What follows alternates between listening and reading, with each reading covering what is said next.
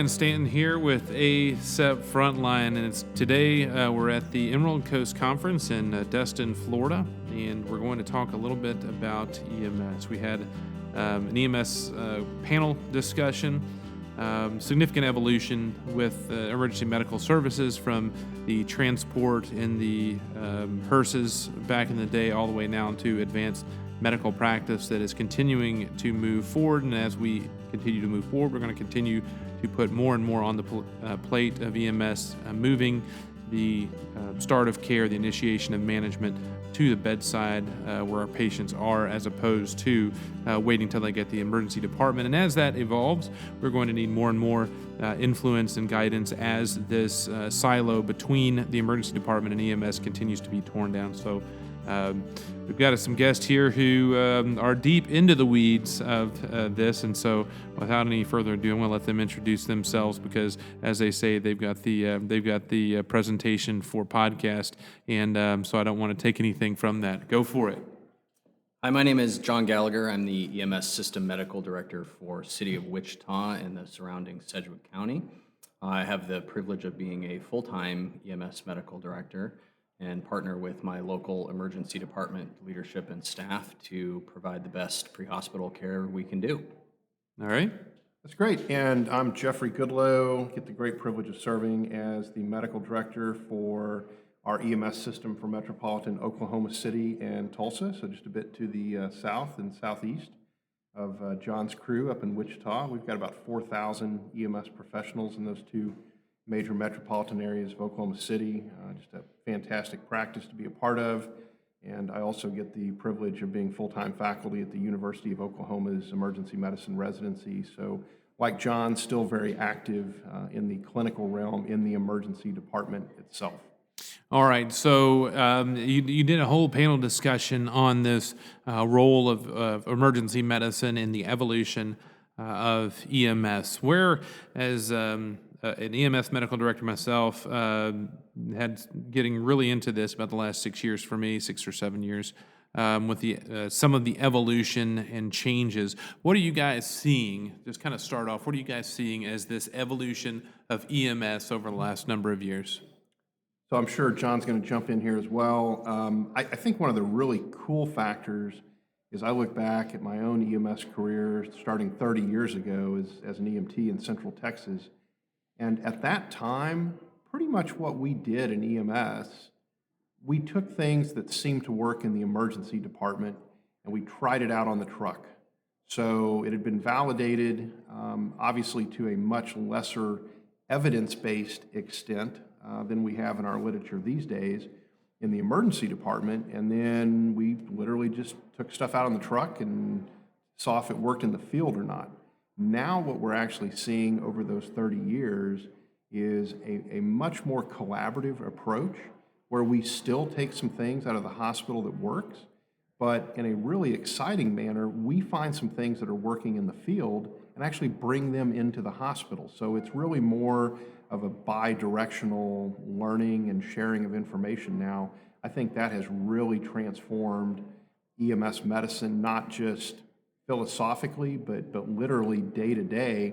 Obviously, is now a ABIM, sponsored subspecialty. So it's a cool thing to be a part of. And I've been really excited in seeing that evolution as well. Not only EMS seems to be a conglomeration in the past of research from the battlefield with military-based as well as the emergency medicine-based. And of course, military is bringing a lot of stuff to medicine in general.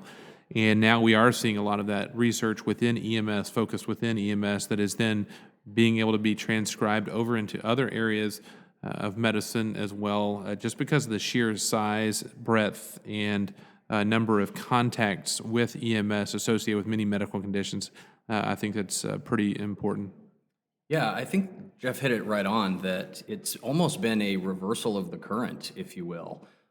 Before we were taking what looked good in the ER out into the field, but now we've really reversed that for a lot of areas. For many years, EMS was all over cardiac arrest, and we were able to make some truly global improvements in how we manage pre-hospital cardiac arrest issues. But it's gone further. We're now seeing true expertise come out of the field for psychiatric and behavioral emergencies, even some advancements in airway management, like new techniques for non-invasive methods. So it's pretty cool to be able to partner with the people in the emergency department to show them what we've learned. Yeah, and as we get more and more training with our EMS personnel, it's what they can do is truly impressive. And we're going from just basic interventions, BLS type interventions now to talking about things such as Reboa in the field and other things like that are pretty not significantly evidence based at this point, but just as an evidence or an example of something significantly advanced that has been experimented with on the scene.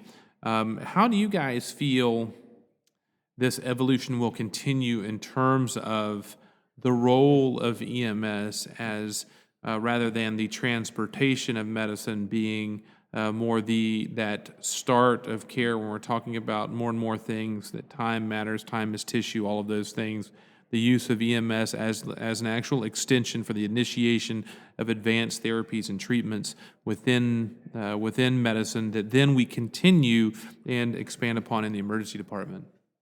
Well, I think it definitely allows EMS to be considered a legitimate point on the spectrum of care. It's not just, as Ryan says, just transport to someplace to start the care.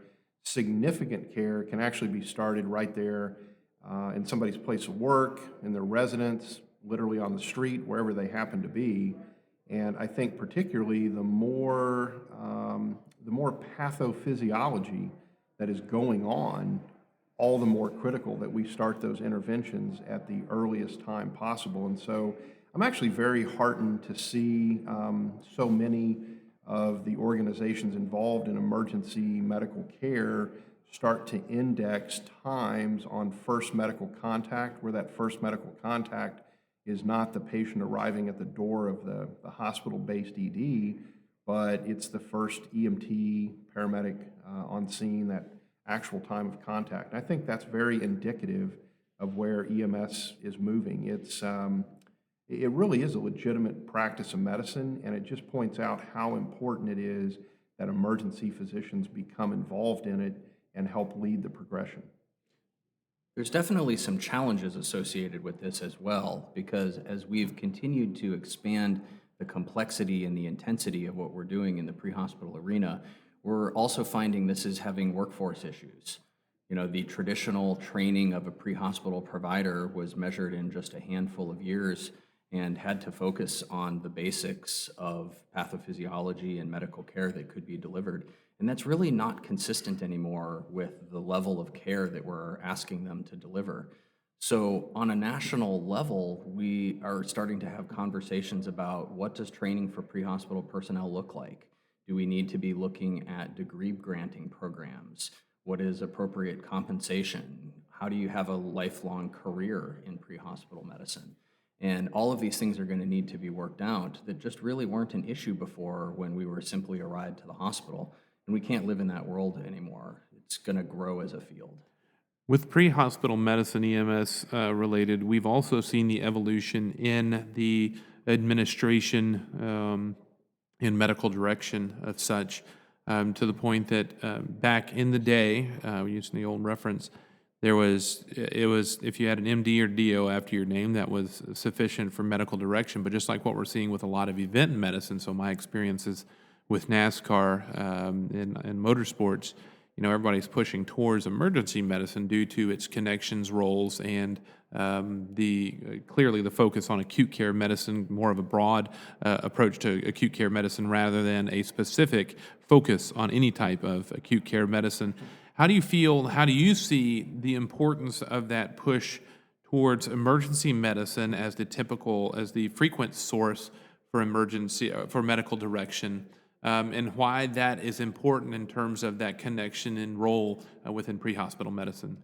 Yeah, I really like this topic because it makes me feel like what we're going through, like Jeff and I, we're both dual boarded in EMS medicine. But this, I feel, is what our predecessors went through in EM. that the field grew out of a concoction of other specialties who recognized the need and that a subspecialty needed to be created. And it was those forefathers who, came to the table and adjusted their practice and eventually became a subspecialty, which is now thriving and filling a need that didn't exist before. I think we are in the beginning stages of that journey. But at the same time, we have to recognize that there is just not enough people who are doing that to meet all of the need. And so how we continue to function as a medical subspecialty, recognizing that the majority of our participants aren't yet to that level, is going to be a big factor in our success or failure. Yeah, I think it also points out how important it is that emergency physicians get involved in their local and regional EMS systems.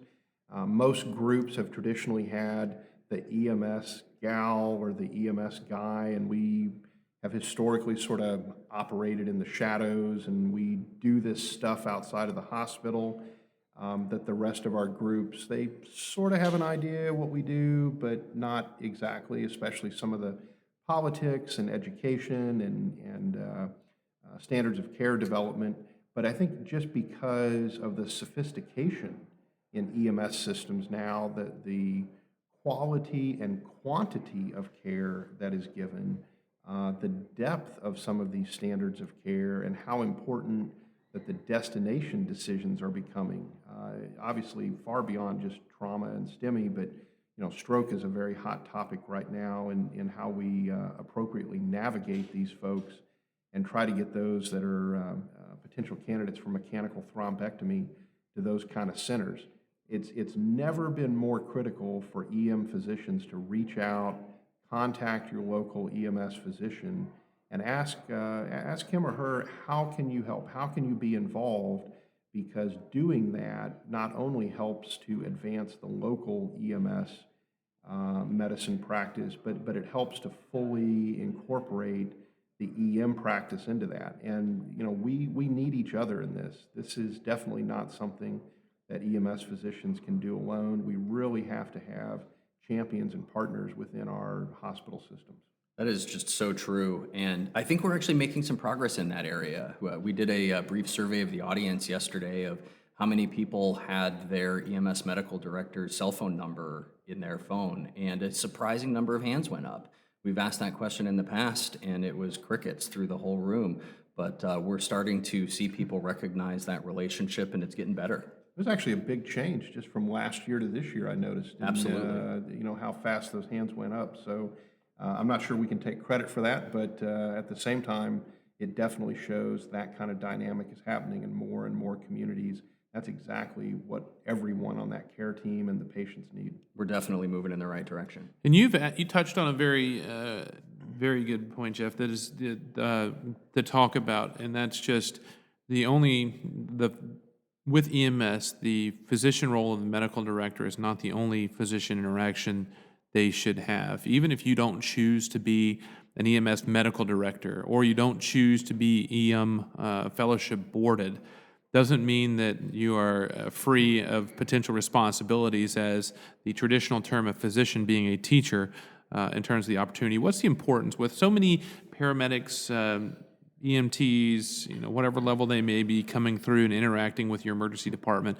What is that key role? And I can speak for my folks, but you get your standpoint on that importance of having that consistent availability of interactions when transporting patients into the emergency department, to interact with the physician and the staff on educational opportunities, on discussions, on collaboration, on teamwork. The importance of that if somebody chooses not to be a director, but of still having responsibility for EMS that they interact with in the department.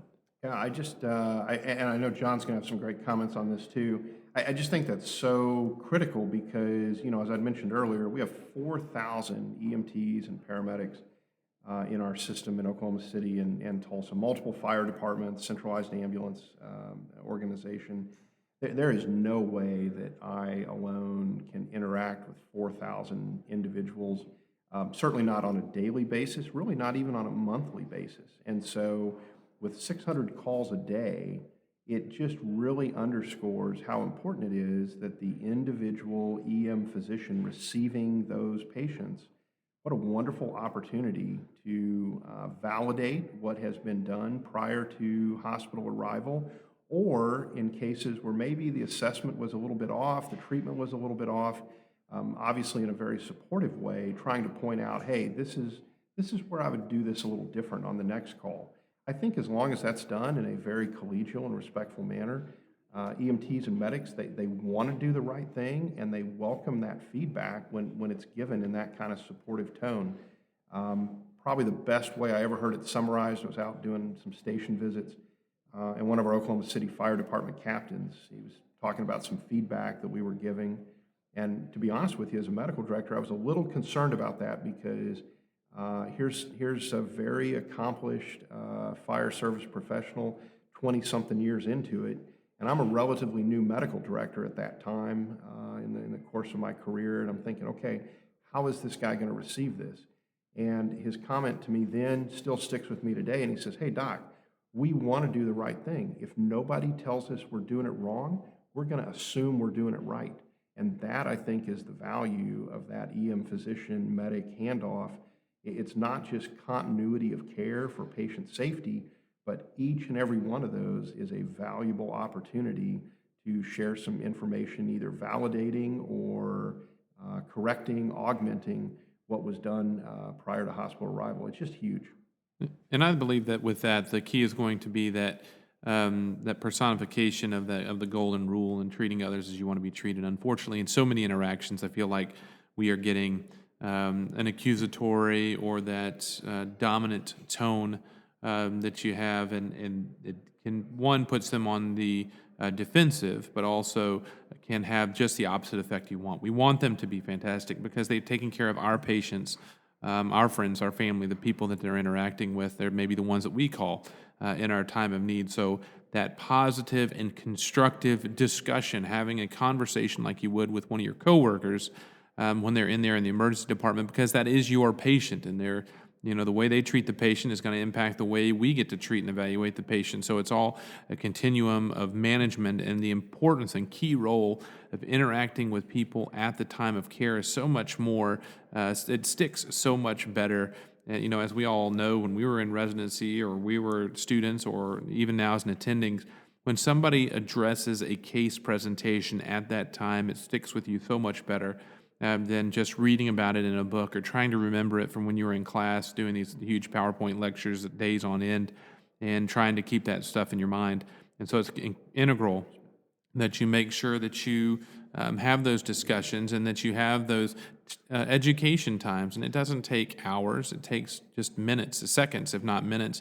For me, a lot of it is, EKGs, talking about the difference in presentations of STEMI versus non-STEMI with regard to left bundle branch blocks or different findings with Scarbosa's criteria and stuff like that. And so you just want to make sure that you take that time because you're honestly benefiting your own patient, your own work by doing that education as well. Yeah, and I'm curious as to John's real-world examples on this too, but something that immediately came to mind as you were sharing those great insights, Ryan, I honestly don't know how many times now I've overheard medics in the hallways in the emergency department when I'm there, and they'll say something to the medic like, oh, hey, Dr. Goodlow's going to be taking care of you in just a few minutes. He's been our medical director for many years now. This guy's great. You're going to love this guy, whatever, fill in the blank. And, honestly, it's a huge point of pride for me to have that kind of relationship with the medics, that they would say those things. And they're doing that in a space and time when they don't think that I can overhear it.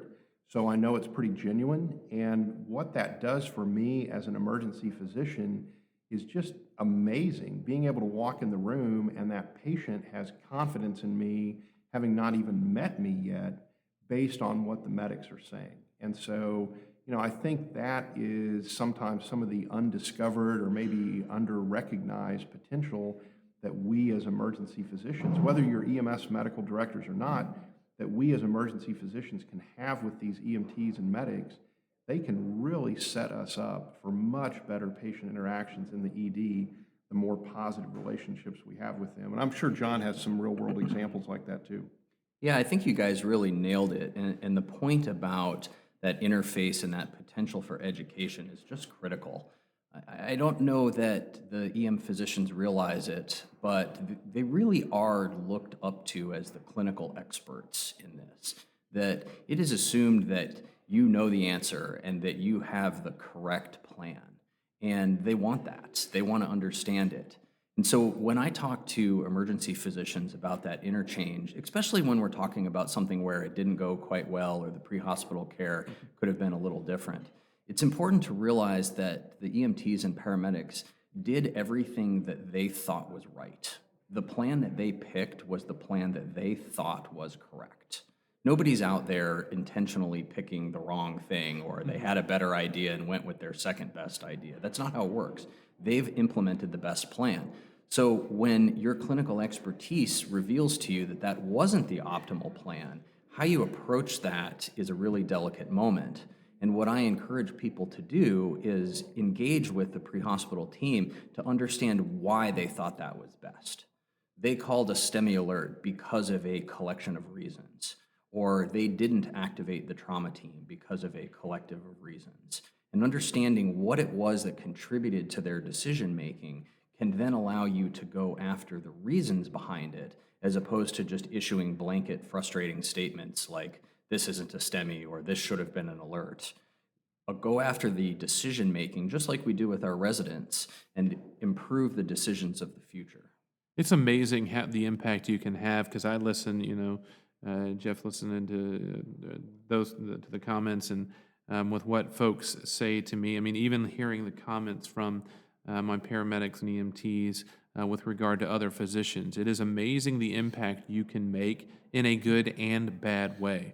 If you are a positive influence and they feel that you're a positive influence and have nuggets of knowledge and investment in them, they will seek your advice, your education, your information, and it can be just the opposite. And it's amazing in that, and like most EMS departments, many are associated with fire departments, but either way, in many ways, they very much are alike. Everything, any rumor or information spreads through the whole department faster than your Wi-Fi could do it. And it's amazing how that information will spread out and become part of the fabric of the department as a whole, based on your interactions with them in the department. Well, and just like we have that unofficial list in our heads of interactions with hospitalists or other specialists on the phone, think about what the pre-hospital staff knows about your behavior, your partner's behavior, because they've got that list just like we do. Oh, and absolutely. And it is one area where, we as emergency physicians, we live a life and career where we're the step doctors of medicine. Don't know as much as the orthopedic specialists about bones. We don't know as much about the cardiothoracic surgery as their surgeons. But honestly, the broad spectrum. But to the EMS and pre-hospital, emergency medicine, it seems to be like the probably the most respected in terms of physicians that they're going to interact with on any given basis. And so that gives us a great opportunity to impact their care that they provide, and I completely agree. Just throwing darts, especially in a full room of people and family and patient, is not the way to do it. Talking with them, especially a pull aside, if it's something where you're going to do some redirection and correction, a pull aside to where they're not feeling like they're under attack, or that they're having something happening in front of people. We can all remember those situations where a specialist or somebody decided to call us out in the middle of a large gathering of people, and how at that point we don't want to learn, we want to fight. To take somebody down. I've had several neurosurgeons and a couple of cardiologists that I would rather get in a throwdown than actually learn what they have to say to me. So those are the same things with us with regard to our pre-hospital. And you mentioned the phone number. How many doctors have the phone numbers of the medical director? The big question is, how many of your medics also have your phone number as the physician and the medical director? For me, when I walk into my class with my paramedic students, the first thing I do is write my name, write my number, write my email on the board. Any in-service that we have, first thing, give them my email, give them my phone number, and an open invitation to call or text at any point. And if I'm awake, I'm awake. If not, if I wake up, I'll respond. If not, you don't hear back, I'm out of contact, then so be it. But I want them to have 24/7, feel like they've got support 24/7 from the medical director to be able to bounce a question, or if they have a concern, they have a scene going sideways, or if they have something they need to have addressed, or even a personal item that they want to have dealt with. I want them to feel like they've always got a lifeline or somebody they can contact. And I have folks use it probably once a week or so. They call with a case or a scene and something they just need a little input and advice on with regard to translating the protocols, or even next steps where we go once something falls outside most protocols.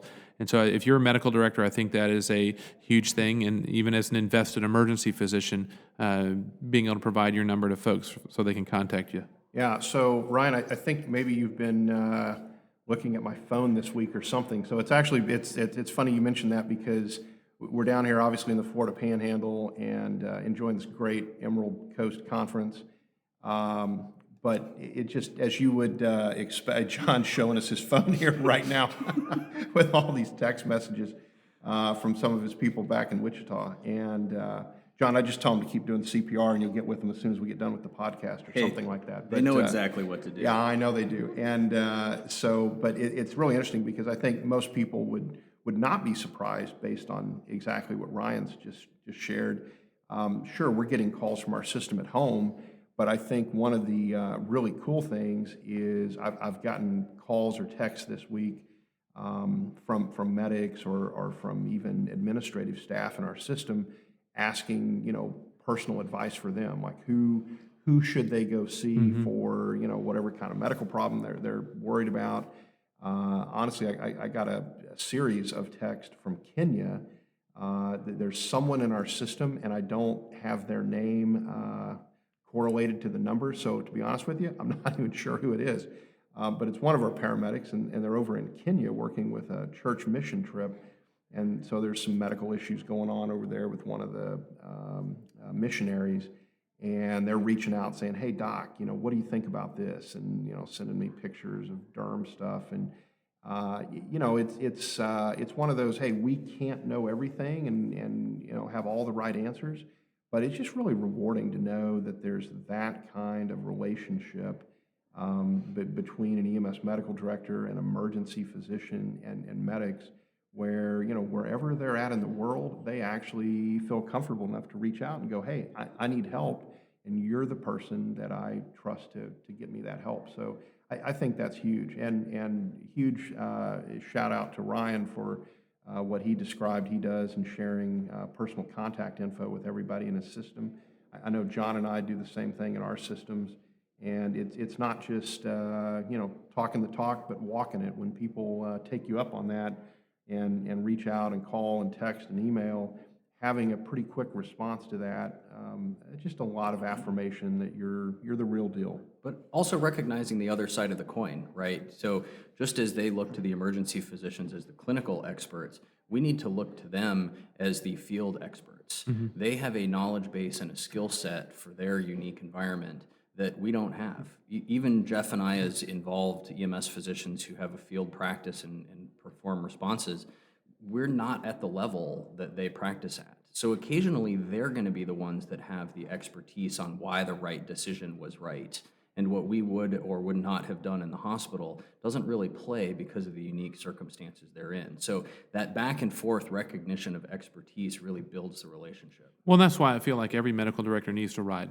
You need to be in the ambulances as well. You can't administrate from a desk without knowing what it's actually like, because what you're missing, we know the medicine as a medical director, we know the medicine and the physiology and that sort of thing, but we don't necessarily understand the context of what you're dealing with at a scene, the other factors that may be involved with people at the scene, the environment as a whole, some of the issues with transport or hospital interactions, whatever it may be.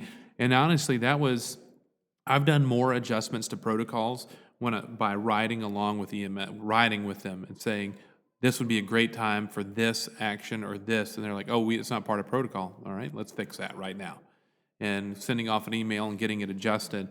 I've done that with several medications. I've done it with some procedures as well, just seeing how it's utilized in the field and what I would think is be a normal response or approach in the hospital itself isn't necessarily a normal or prudent response in a home or on the side of the road or in transport or whatever it may be.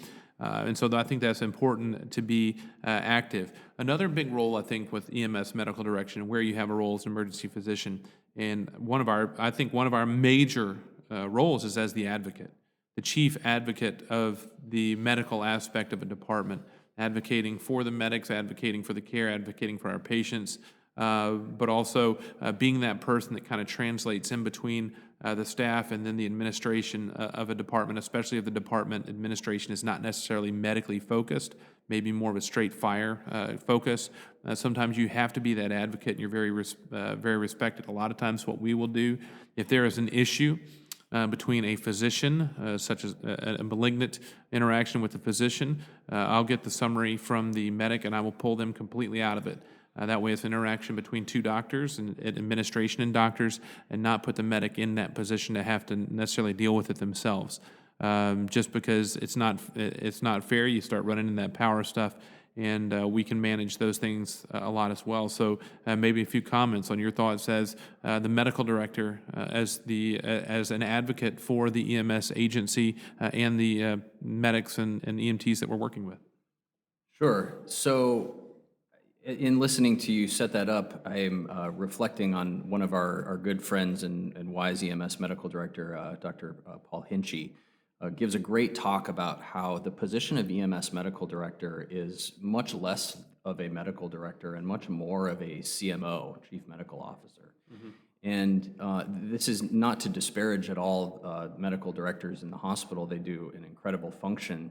But when you look at the roles and responsibilities of leading EMS, it's population health, it's budgetary issues, it's contract problems, it's relationships between different departments.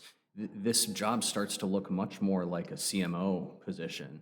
And to that effect, it really is an advocacy position. You need to be looking out for your people, you need to be looking out for the patients, managing those relationships and making responsible decisions across a system. So no doubt we have to be looking out for them. I have physically stepped in between angry doctors and paramedics who are being attacked.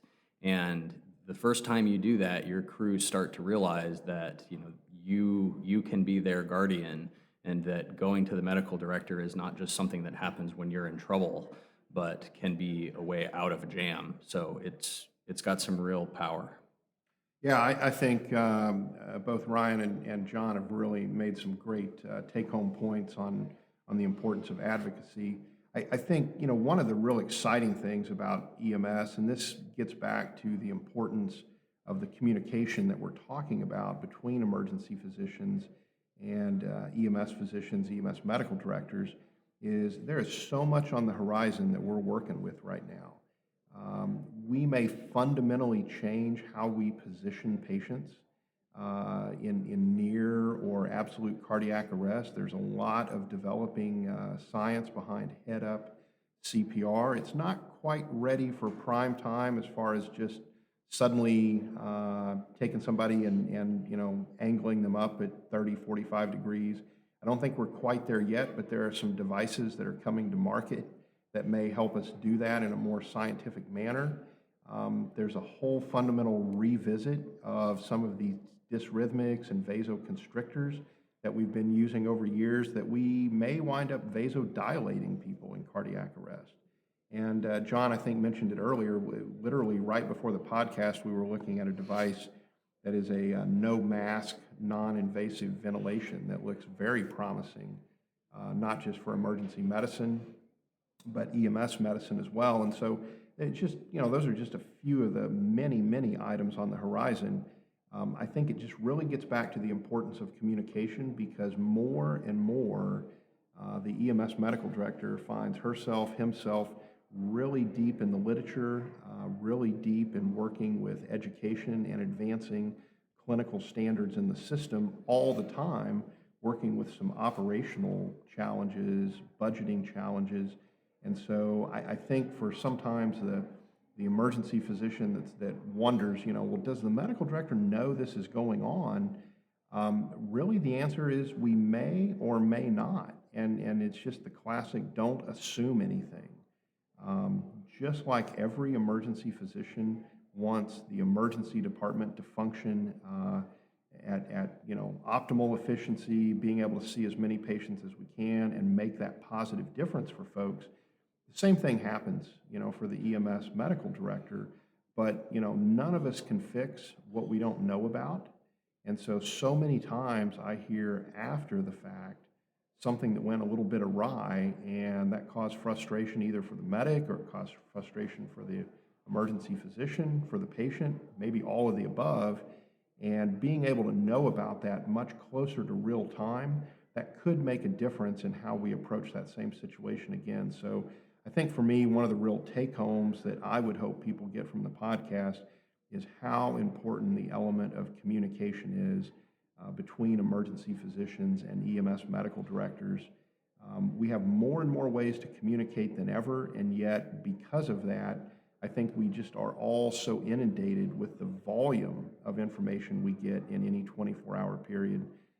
We just have to be very mindful to still prioritize those communications that can make a real difference. And John, you got any closing thoughts? Yeah, I mean, it's an evolution. We're seeing this practice, this subspecialty evolve. Relationships are key in this, and understanding that we're going to have to make decisions moving forward. Those decisions need to be made collaboratively with all of the system partners, from the frontline, ground level EMS providers up through the EMS medical directors, and then of course our partners in the hospital, predominantly the emergency medicine physicians. Fantastic. Dr. John Gallagher and Dr. Jeffrey Goodlow, physicians and EMS medical directors. How can folks get in touch with you if they have any questions, comments, thoughts? I can be reached by email at jgallagherems@gmail, or Twitter at jgallagherems. And I can do email at Jeffrey, Jeffrey Goodloe, Goodloe 911 at gmail.com, or Twitter at Dr. Jeff Goodloe. So just many, many ways to reach out. And I know that John would be happy to help folks just like I would be. And if I don't know the answer, I'll certainly route all of those more challenging questions to John. Thanks for your help, buddy.